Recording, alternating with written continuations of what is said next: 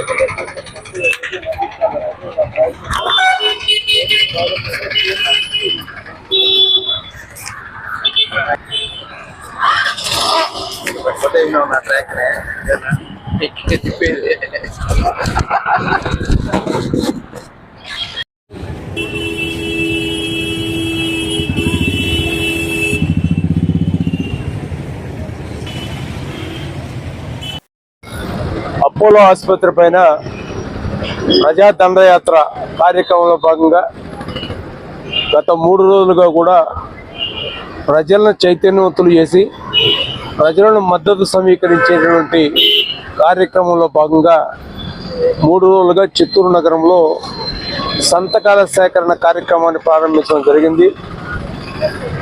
అనూహ్యమైనటువంటి స్పందన, వేలాది మంది వచ్చి స్వచ్ఛందంగా సంతకాలు పెట్టి అపోలో ఆసుపత్రి ముద్దు, మాకు ప్రభుత్వ ఆసుపత్రి ముద్దు అనేటువంటి నినాదంతో ప్రజలందరూ కూడా స్వచ్ఛందంగా ముందుకు వస్తున్నారు.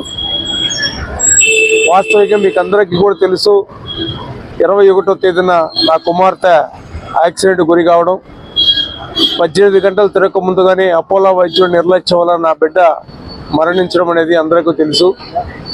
నాకు పట్టిన దుర్గతి, నా బిడ్డకు వచ్చినటువంటి దుస్థితి ఏ తండ్రికి రాకూడదని, ఏ బిడ్డకు పట్టకూడదనేటువంటి ఉద్దేశంతో ఇది నా బిడ్డతోటి చివరి కావాలి అపోలో యాజమాన్యం యొక్క నరబలి అనేటువంటి ఉద్దేశం పైన ఏదైతే ఈ కార్యక్రమం చేపట్టామో ఆ కార్యక్రమం ప్రజల నుండి మంచి స్పందన వస్తూ ఉంది.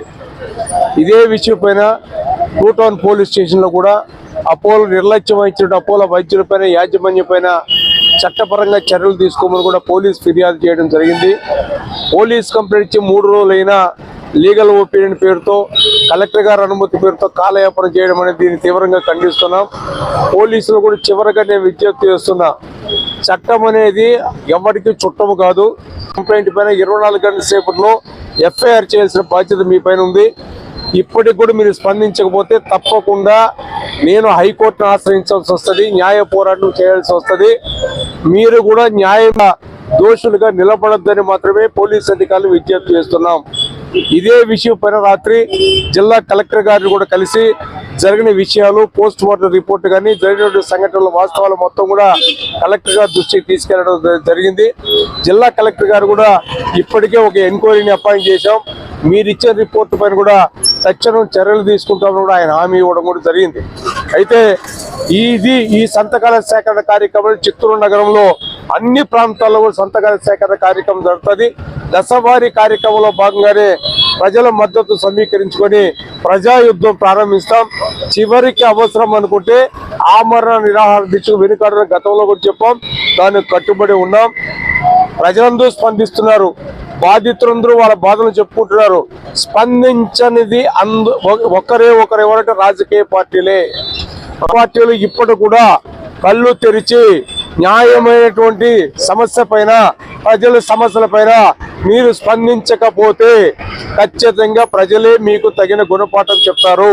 కాబట్టి దయచేసి రాజకీయ పక్షాల ప్రజాప్రతినిధులకి, ప్రజాస్వామ్యవాదులకి, ప్రజా సంఘాలకి, స్వచ్ఛంద సంఘాలకి అందరికీ నేను చేతులెత్తి నమస్కరిస్తున్నా. ఇది న్యాయమైన పోరాటం. అపోలో యాజమాన్యం చేస్తున్న కిరాతక చర్యల్ని ముక్త కంఠంతో దీన్ని ఖండించాలి. ముక్త కంఠంతో వాళ్ళపైన మనం యుద్ధం చేయాలి.